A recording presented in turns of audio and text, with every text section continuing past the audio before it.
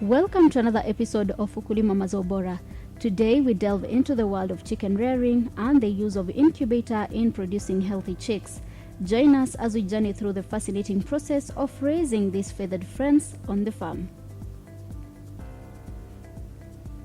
Our story begins on a farm in Trans Nzoia County, the Legacy Farm, where Mr. Wilson, the farm manager, takes pride in raising healthy and happy chicken. The first step in his chicken rearing venture is the use of an advanced technology, the incubator. The incubator is a magical device that stimulates the conditions of a mother hen, providing a warm and nurturing environment for the eggs to hatch. The temperature and humidity levels are closely monitored to ensure optimal conditions for the chick's development. After a few days, the egg undergo a process called curdling. By shining a light through the eggs, Mr. Wilson can determine if they are fertile and if the embryos are growing healthily. Infertile eggs are removed to ensure only viable ones continue the incubation journey.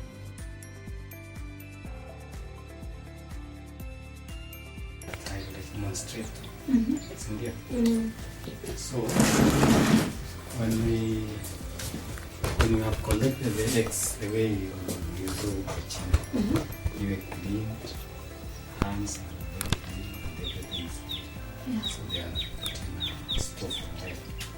Then you come here,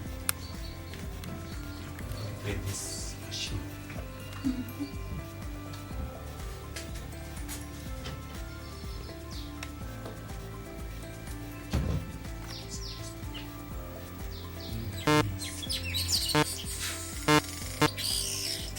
Calculated in the sense that it has to have the right temperatures, which is 37.8,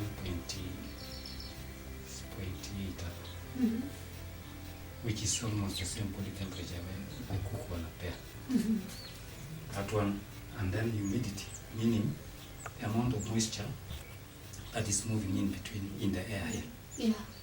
So that humidity, this is the fan, which regulates that those conditions. So once you put it like this, there is a thermostat here. Where do you place the eggs? The eggs are put on these rails. And tunapanga hapa, you arrange them along these rails. These same rails are the ones that are turning. So they just don't sit in one position? Inaendelea ikifika mahali wakati fulani itan. So that the other side faces the other side, just like kuku mwenyewe anatana mayai. So once you have put the eggs, then you can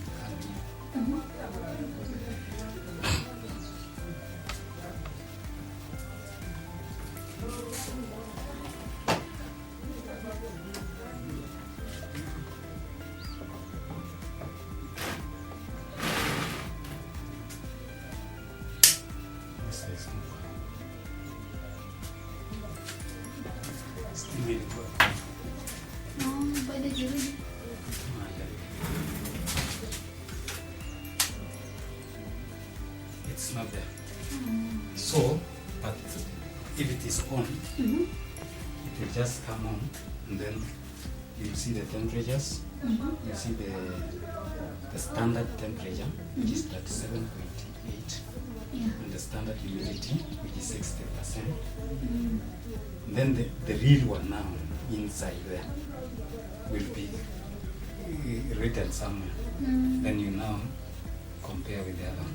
Yeah. The moment it inapitana na ile ingine, there is an alarm by Italia sasa. Then when you come, you might find that the humidity imeenda chini, then you add water. To manage the humidity percentage, you must add water. Then heating is done, and the heating of water will produce the vapor, isn't it? Yeah. And the vapor is the one that determines the amount of moisture in the air. So you just add like this.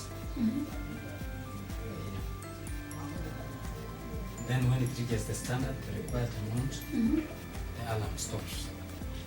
Then it's you to monitor that there is another gadget here which is ventilation is open. So this thing is automatic. It regulates itself. Yeah. When you count the number of days, like this one, as I told you, Yeah. so you can see, it's like date, details, and the number of weeks.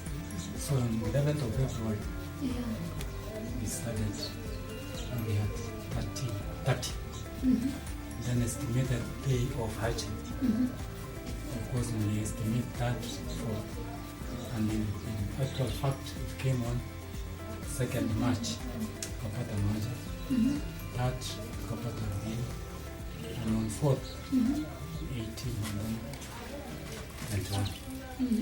So we got 21, which turns out to be 70% of what we did. And then from there, you put a program of vaccination, and then to release hapa kwanza. Yeah. Ndio tutapeleka huko. Hii ina hold how many eggs? This one capacity is 63. Oh wow. That's a lot. Yes. But we have tried 30. We have done several. Yes. Nice. So now this is where we start. Then we can down there. And if it continues well, cut the cost of buying. Purchasing, yeah. Yes. So from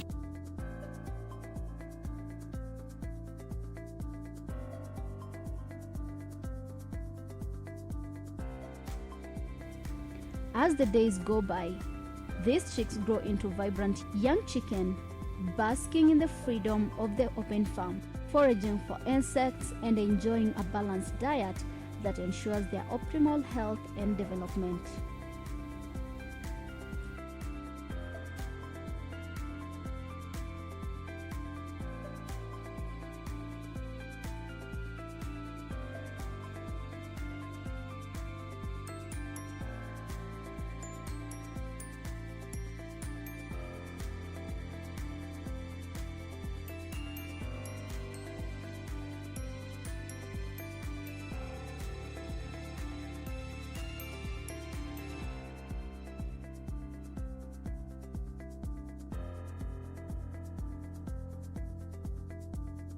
As we have said,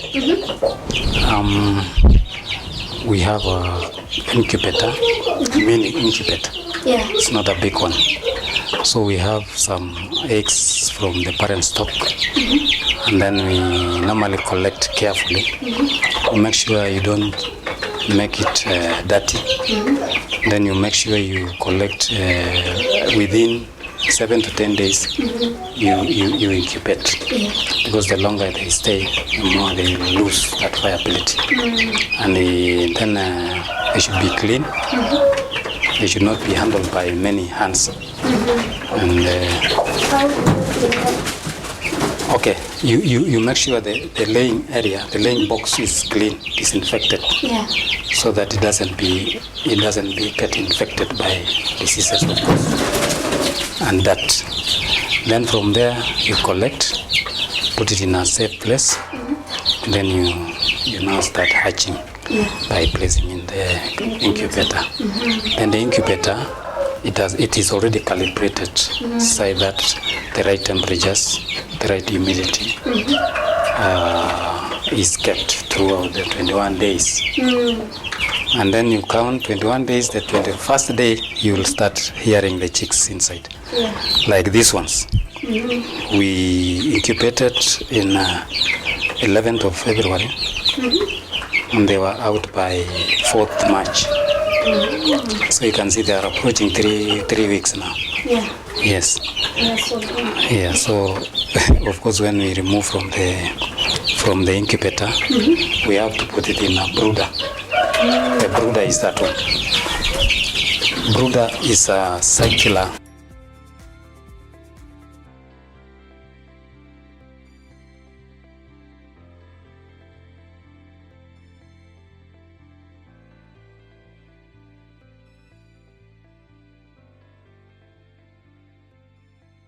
So you see the incubator. When you have many chicks, you can use this big one, this one, the whole of this. So this thing should be round. Why? Because the chicks during the night, the temperatures might be so low that they need warming conditions, and maybe nobody's around. So when they start climbing one another, they will kill each other. They will die by suffocation. So the reason why you put it round, they will not have a corner where they will heap themselves. And then you have to put there these ultra-red bulbs. And then they will now, when they feel warm, they just move outside. When they feel some cold, they will go towards the source of heat. So it is a free movement kind of. Then you provide feeds, water, and they will stay here for 10 days. You vaccinate against Newcastle. Then after another week, you vaccinate against Kumboro. With another Kumboro, then you can stop there. Or when it comes to dual purpose like this one, you can do it up to the fall typhoid and smallpox. And that's vaccination. And I think vaccination is just to prevent diseases that are never curable. Yes, like Newcastle, ikikuja ina sweep the whole thing. So when you vaccinate, then you protect them. They get immune to the disease. And then of course the other things, they must be hygienically. Every day cleaning is there.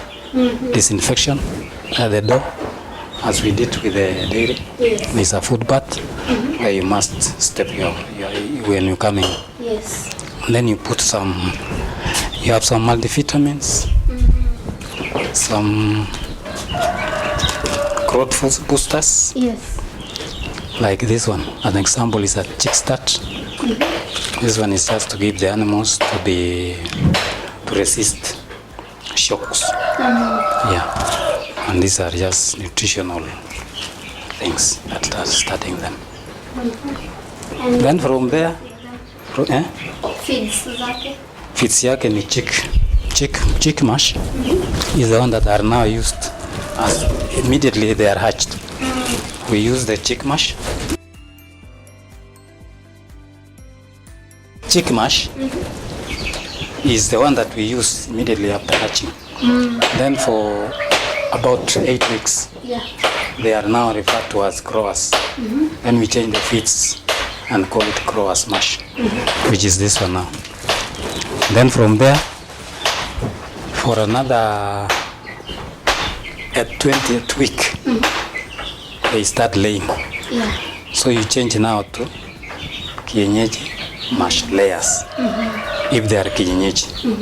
But if they are layers pure breeds, we normally use pure layers mash. And if it is broilers, the meat producers, they also follow their line. But they follow the same one as this one. Start with chick, growers, and then finisher. That one najua ni nyama sasa. And they are growing very fast. Those ones will take only 6 weeks. So do we have broilers here? We used to have them, but we are about to bring them. The broilers, we normally bring them, and the process is the same. We bring the day-old chicks, we start them here, they move there, they move there, then we dispose them. This one also, the dual purpose, this one is dual purpose, kienyeji. They produce milk, they produce eggs as well as meat. So those ones we put them down there, and they can continue for almost 1 year and a half. So we shall see them there. Yes. I think we are through.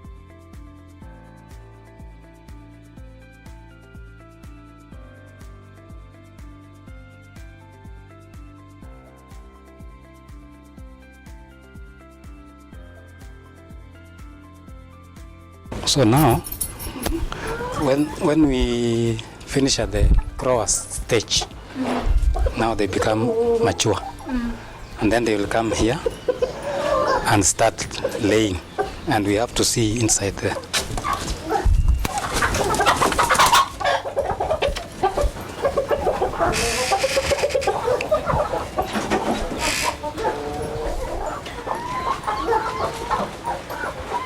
So by the way, you remember the way those ones were looking at us. When they are here, they grow up and they become layers. When we start now collecting the eggs, and we use the same eggs to hatch the others. So this is the last stage, and we also produce meat from it. Yes.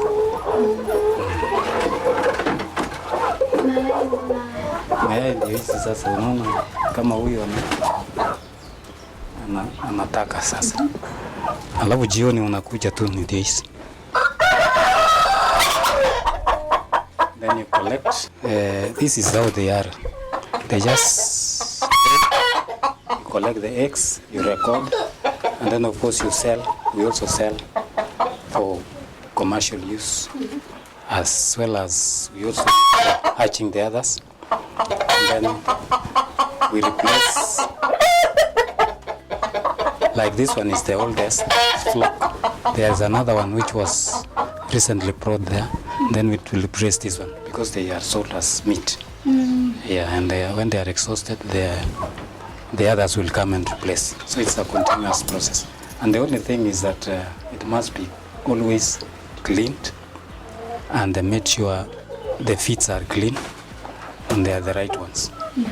Then you maximize the profit. Otherwise, the problem of diseases is a challenge. Because the moment they are sick every day, you use a lot of money and you don't have anything to sell. There will be no eggs, there will be no meat, therefore you run at a loss. So those are the basic things that we normally do. Clean water, clean feeds, clean housing. How many times do you change the water? The water normally is changed every now and then, as soon as they are through with it. You saw the other one there was empty. So that person is supposed to come. You should be always walking around the unit, because any time they can exhaust the feeds, you must add water, you refresh. And even when the utensils are all over, you collect them and clean them, because that is the way they can avoid being infected by diseases. Yes, and the housing structure should be standard. You must have a ventilation enough. Yes, you cannot block the whole house. So normally the rule is that you have this one side closed. The other one should be wire meshed, so that there is a free air coming in. Removing them, you can see some ammonia gas is developed because of the droppings here. So that ammonia gas must be taken out by proper ventilation. And the roofing should not be so low so that it becomes too hot. It's almost the same as dairy, as we said the other time. So I think that is almost all. This is just laying. And you know the kuku is laying thinking anachasa kwanza ndio akuje kulalia, produce the young ones. But as you remove, anakuja tena anaongeza. You remove, anakuja kuongeza. So anafikiri bado anaendelea. So if you don't collect, then you can make it to think it is now enough for brooding, and the hen turns to be a brooder. I mean an incubator, providing the same conditions I was talking about with the incubator. That warmth, that 7 degrees centigrade, and the humidity and everything. And then the eggs will hatch. So that is psychological. The hen will psychologically believe I'm now incubated. It's stops feeding normally and inaweza kukaa hapa many hours. It goes out for a few minutes and then it comes back. Yes. And now it stops laying because that's another process. The moment it starts to sleep here, it stops until 21 days is over. Then they come back again.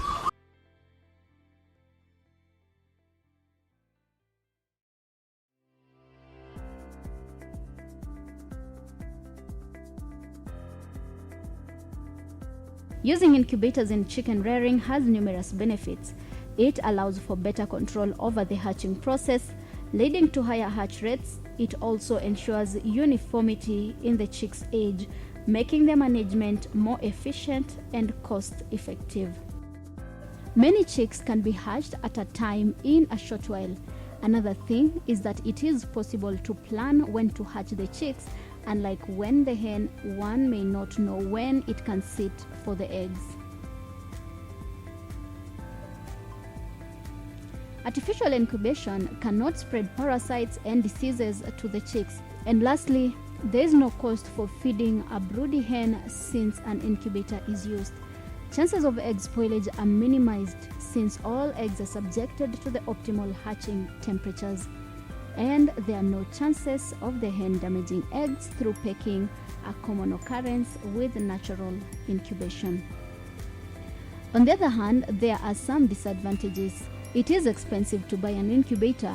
Most of the incubators are highly priced and not affordable to small-scale farmers. Also, they require a lot of labor since there will be a lot of egg turning. It also requires a lot of skills in order to manage and maintain an incubator. The incubator requires a power source to work.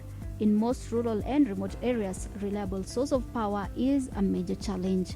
And lastly, it has a high risk of damaging the embryo, and also it can encourage eggs breaking, especially during egg turning.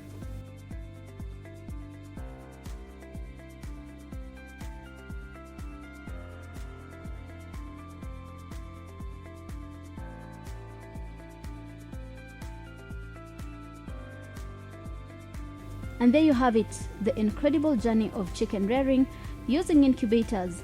Thanks to modern technology and the dedication of skilled farmers like Wilson, we witness the miracle of life unfolding before our eyes. Join us next time on Ukulima Mazao Bora as we explore more agricultural wonders.